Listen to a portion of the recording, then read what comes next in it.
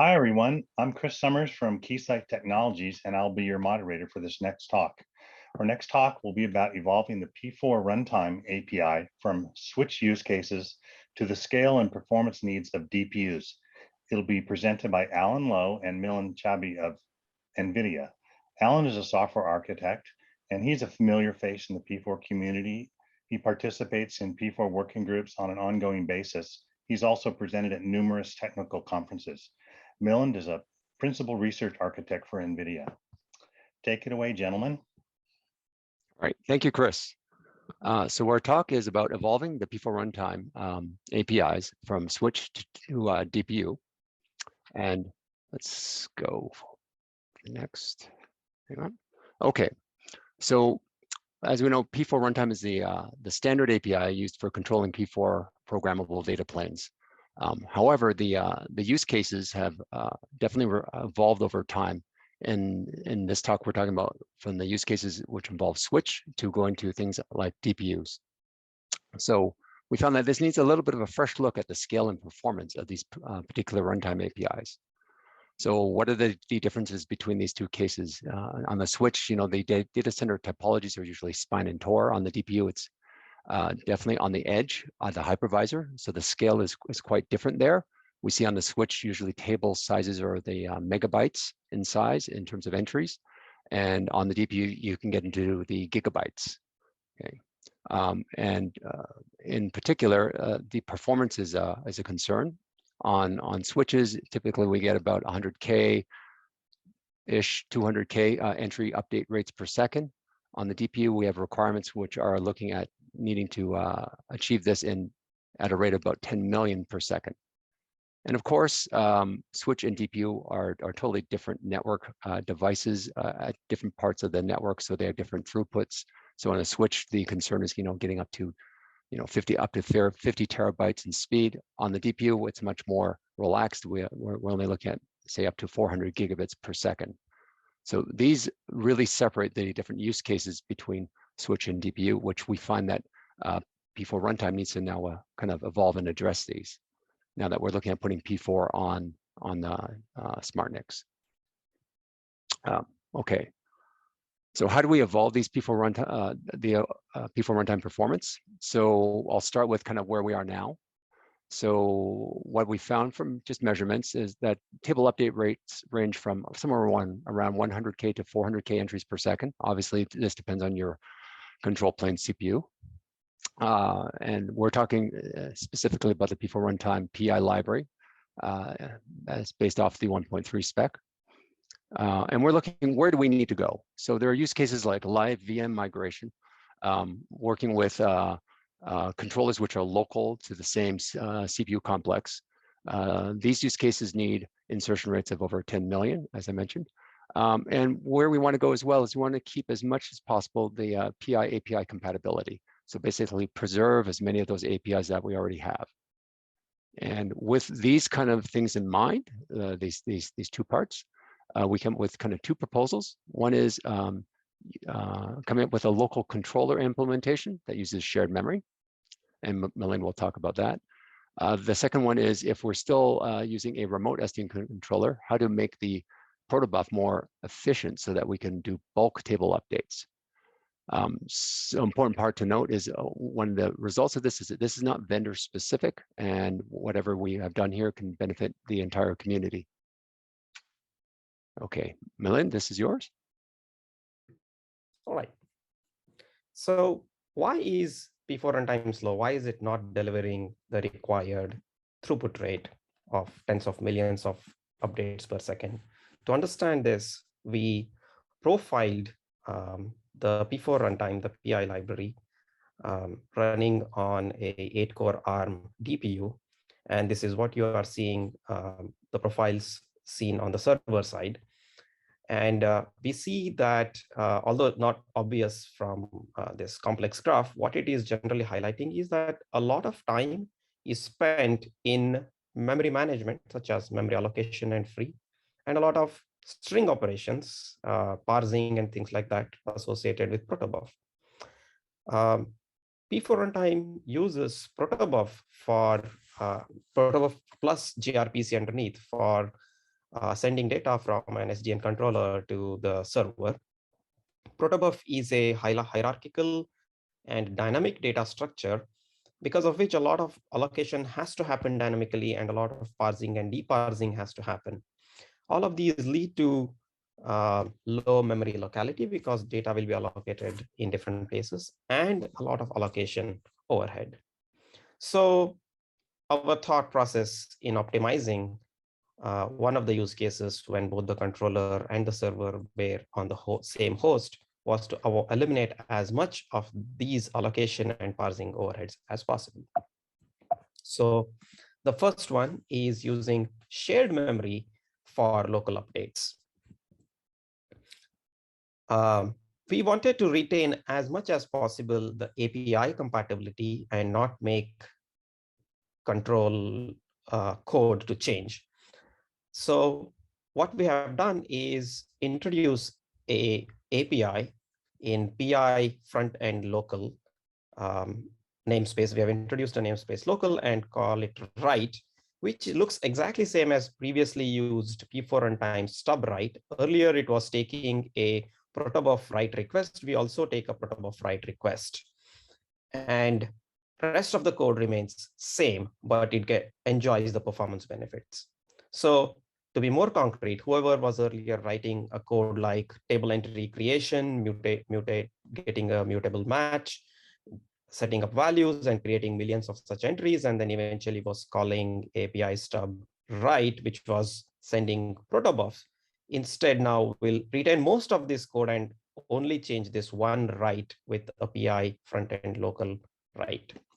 So what is the magic that's happening underneath this local write API? What we do inside this implementation of the local write is transform this graph-looking protobuf into linear C data structures. The protobuf data structures are dynamically allocated. If there are n number of field matches, there will be those many allocated dynamically. Their values will be non-contiguously allocated somewhere else. They can be in string form. Action parameters, again, dynamically allocated. What we do is on the controller side, walk these graph data structures and serialize them while maintaining the order. And then we put that serialized data structure into a shared memory. So here we have a shared memory into which a complex protobuf data structure is serialized while maintaining the order. And the server side fetches these entries from the shared memory. Now, what we have eliminated in doing so is on the server side, all the memory allocation, deallocation, and protobuf parsing, while we have maintained the API compatibility on the controller side on the left side. There are a few tunables here to get high performance. One is, what is the size of the shared memory we want to use? Two, how many threads do we want to use for serializing a protobuf? It's embarrassingly parallel.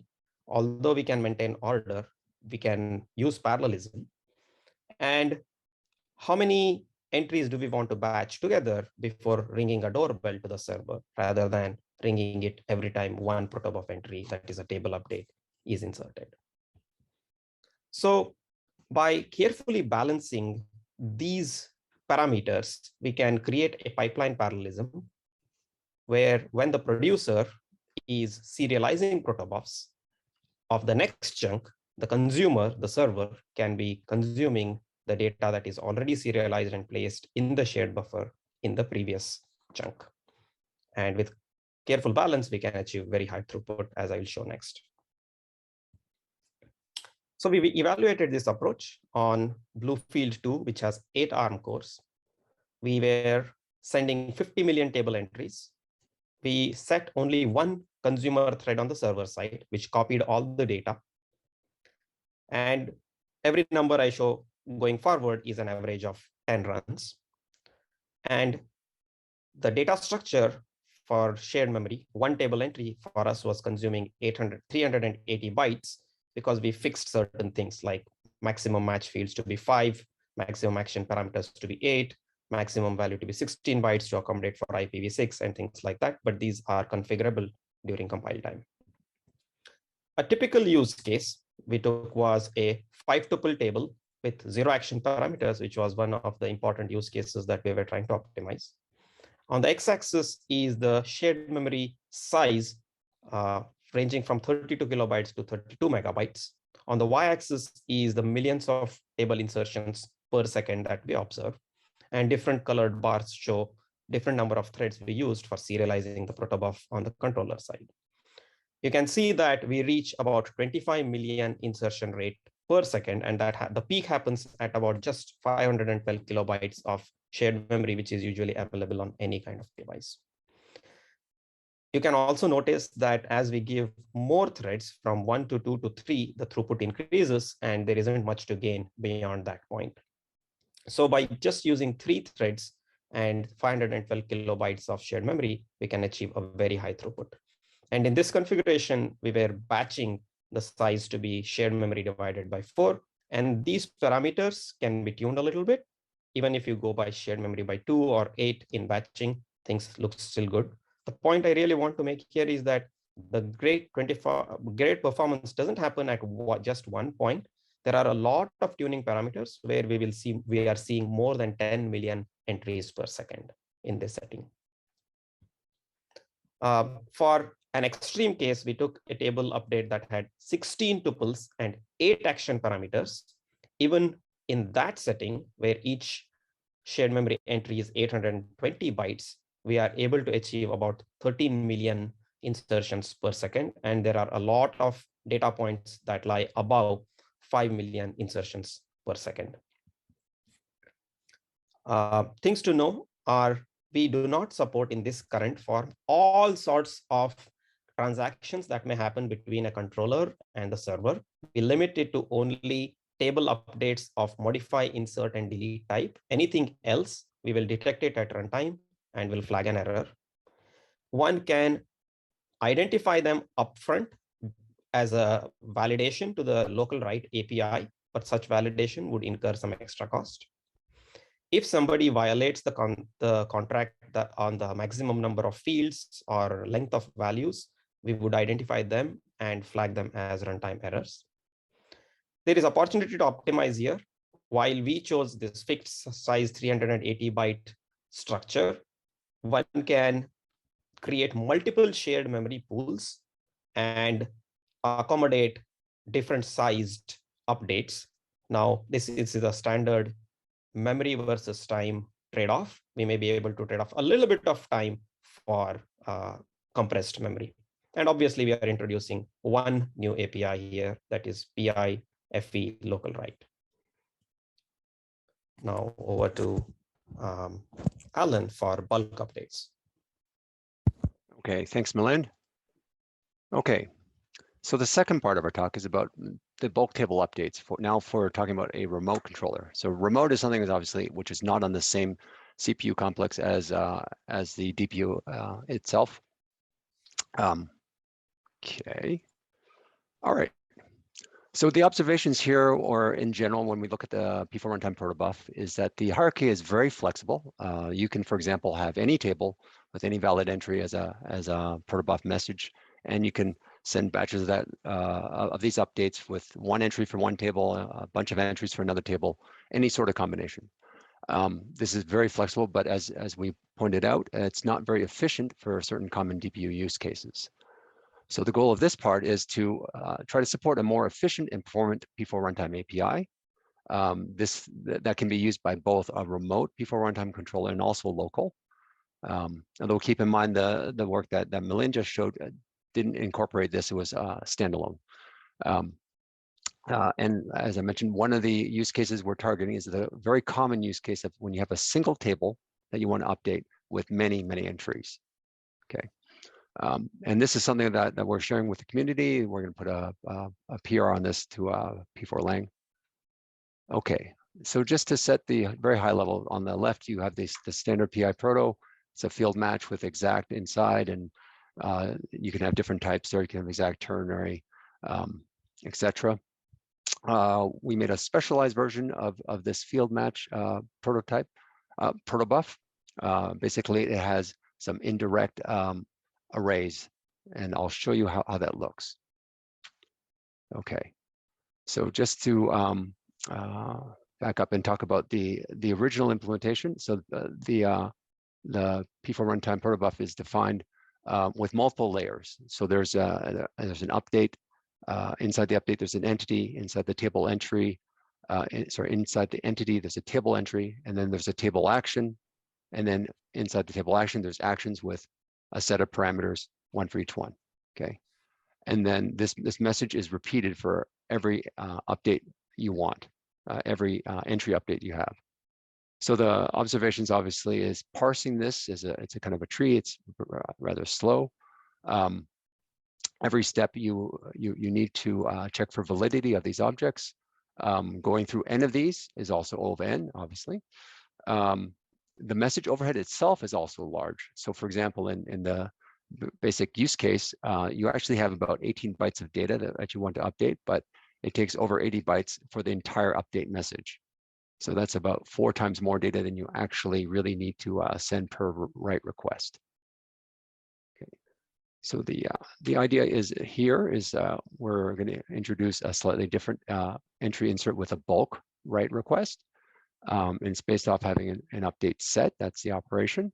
Inside there's an entity set. This is the type of entities being updated. And then the main part is we have a table entry set. Okay. And inside here, we have basically arrays of values that are represented as a byte stream. Okay, so it's basically a single TLV for very fast parsing inside. Notice now, obviously, the number of messages do not depend on the number of entries. Okay, so this kind of is one way of just kind of bulking up and optimizing the insertion of a bunch of entries into one table entry set. This example shows what we would have for if there was only one action with a key action set. The next set is a proposal for how we could handle if you have entries which have multiple different types of actions. So as you know, each different action can have different set of parameters, different number of parameters even. So the idea is to split the set into shards for processing scalability. And this is, again, another classic trade-off between size and speed. In this example, each value array has one index corresponds to exactly one entry. And the ones that aren't used are just left blank.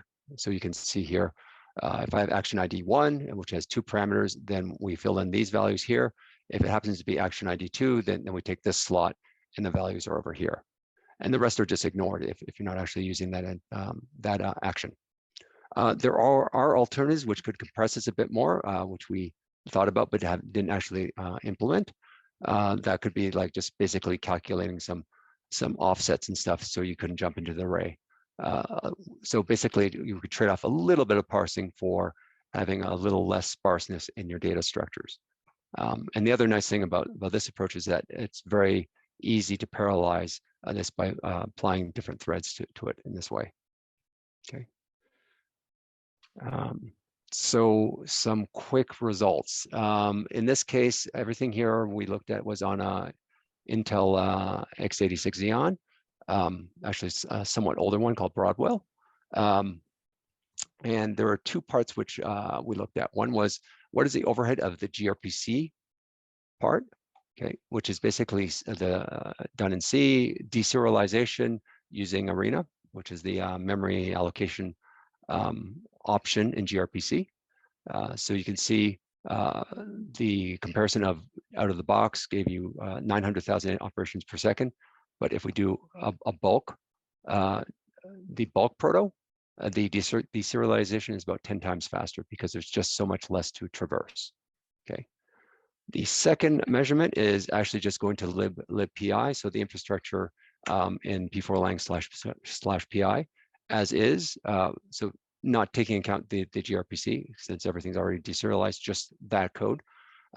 We were able to get about 600,000 operations per second, but using this optimized bulk protobuf, we're getting about 6 million entries per second. So this kind of shows you the if we're willing to take more specific use cases and think about putting some APIs around those, we can optimize these type of operations without needing to go to the more drastic measure of using shared memory. Okay. And as I mentioned before, one thing we haven't done yet, which would be interesting, would be to combine the two. So to take our optimized bulk protobuf format and put it into the shared memory. So that should give it even further gains. Probably, I think where Milind was guessing about an order of factor of 2 more. Okay. So the next steps, which we're kind of taking with this, at least on P4 runtime local, we're calling it. This we'd like to move beyond the POC to like a full implementation. Making sure that all the corner cases are covered and all that, and also get back some community feedback on this. With the P4 runtime bulk, as I mentioned, this we've already showed to the community in one of the working group meetings. So the next step is for us to put a PR on it so people can comment on it and see if there are any further refinements that may need to be done to it, or also whether there's other use cases which might be interesting to take a very similar bulk approach to. Okay, all right, and that concludes everything I have. Thank you for your time. That was a great presentation, and you guys explained the problem, the solution really well. I got to see a earlier version of this that Alan presented at the P4 API working group, and there was a lot of interest from the members there. So it's really relevant. I think the fact that we have this problem and we're trying to figure out how to solve it is an indication of P4 runtime success, P4 success and runtime success, because the fact that it's being used for use cases now that weren't really imagined 5 years ago, let's say, and yet it still has legs. And now we're talking about optimizing it for scale considerations we didn't even think of, 5 years ago. 10 million updates per second. I mean, that's kind of fantastic. So, hooray for P4 runtime, and it's great that you guys are taking this next step. I also like how you're trying to make it easy to adopt into the existing ecosystem, so that the sticker shock of trying to do something new and more performant isn't going to be too bad for people. It's going to make it attractive, and so good on you guys. And I look forward to seeing this in the P4 API working group. So some of the questions I have. Do you think these enhancements might be of interest or applicable to things like sonic pins, which is kind of taking SDN and applying it to sonic? You think that's relevant there? Have you had any indication that there's scale issues there that people might want to solve as well? Right. So I just checked into that with our sonic guy. In terms of sonic pins, yes, probably, but maybe not in the first round, because my understanding is right now there are some scale issues just going from the sonic to SI layer, which are in the way right now. So, but once those are out of the way, then the next step would be perhaps something like this. If that's if we manage to get the sonic SI performance up. Right, we're really pushing everything, aren't we? Yes. So another question is, if you could start from scratch and design from a clean sheet P4 runtime 2.0, let's say, knowing, looking back in the rearview mirror saying, wow, now we have 10x scale issues. Would you still like to take this approach, or would you try something different if you had a clean sheet? So our current approach of getting high performance is designed this way because we wanted the compatibility with all the code that's already written. So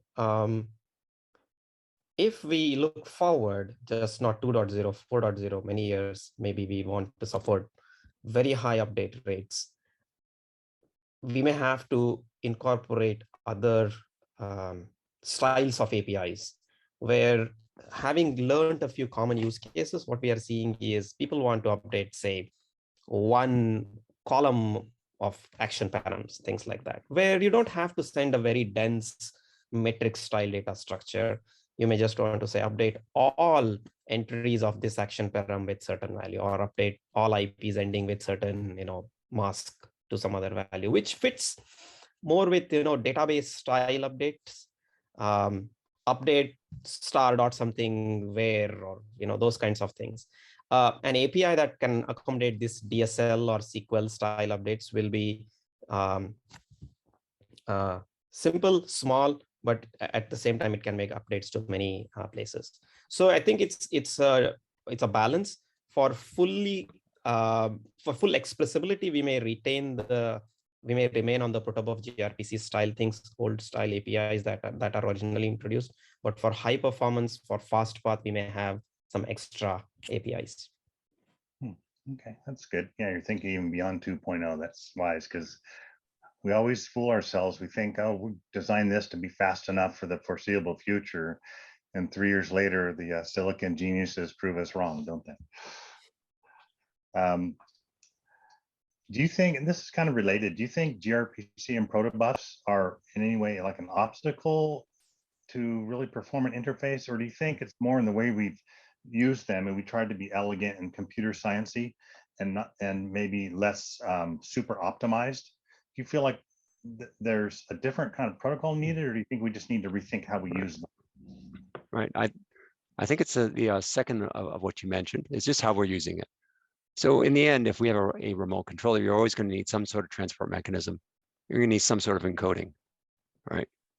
So given that, I think gRPC and protobuf are fairly mature. I know gRPC has been heavily optimized in terms of performance, but it's how we are using these tools.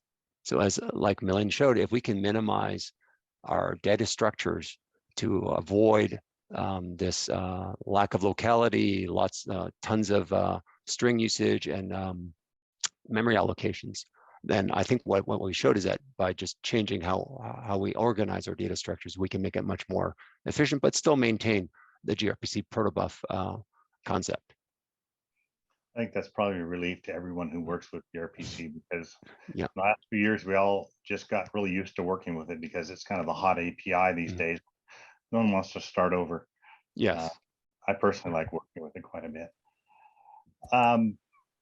Another related topic is performance in general. This is kind of an after the fact exercise. You know, we have this use case, so we're really pushing the limits. Let's invent some performance exploration techniques, like you use Linux perf, right? I recognize the flame graph. It's a great technique. It's like and I'll have a follow-on question on that too. Do you think we need to start spending more time upfront building in observability and performance analysis for measurement when we come up with these high scale type of designs and architectures? Yeah, right. I think definitely we do. It has to be a careful balance, though, that I'm sure you have been in these positions too, Chris, where people start off projects just trying to optimize the heck out of it, and it never goes anywhere. It gets super complicated. So I think at least what P4 has done is the right approach, which is you kind of set the framework, you focus on the functionality, but you always have to keep in mind as you move forward, is like, is this going to be performed the way it needs to be? So we always need to keep this requirement of performance and scale, especially like we're talking about data plane performance, right? Which in effect affects also control plane performance. So I think we need to maybe make a little more conscious effort to keep the fact that these goals are there, but not necessarily start with them as the first thing to tackle.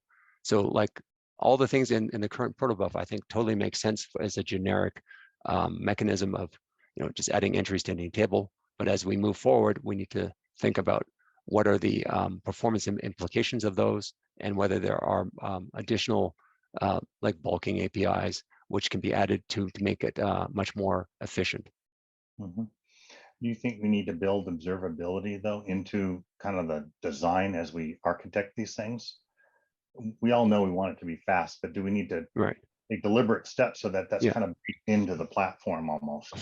Yeah, I think observability is the big kind of weakness in most of networking. It's really hard to tell what's going on inside your ASIC. So for sure, and I think we're all guilty of skipping that part and just going for kind of functionality and performance. So yes, I think observability is a big thing. It's if you compare the history to like programmable CPUs versus programmable GPUs, programmable ASICs are kind of well behind in terms of having that level of observability, for sure. Okay. My last question is, I liked your Linux perf and flame graphs. It's really easy to understand and consume. have you tried or considered even finer grained? Because that's kind of a sampled performance. It shows you the heavy hitters like string ops, right? That's predictable. Printf shows up in any perf. Not that this is using printf, but that's like the big offender, right? So have you thought of using something like BPF probing to get deeper, or was it easy just to skim the top off right away with this approach? Yeah, that's a great question. For this specific use case, to fully understand it, a sampling-based profiler was good enough. And yes, we used Linux perf and the flame graph. Here we were all in the user land. We were not trying to look anything inside the kernel. So that served us. So right now, I don't see the need to use eBPF, at least for this use case. But to tie to your earlier question, the whole question of observability, making performance enhancement to P4 runtime, I think they are highly relevant. And one thing that we can consciously do is for individual components, we can put markers or timers around them so that as the code evolves or whatever use case somebody is exercising, they can clearly see how much time is being spent in different components, right?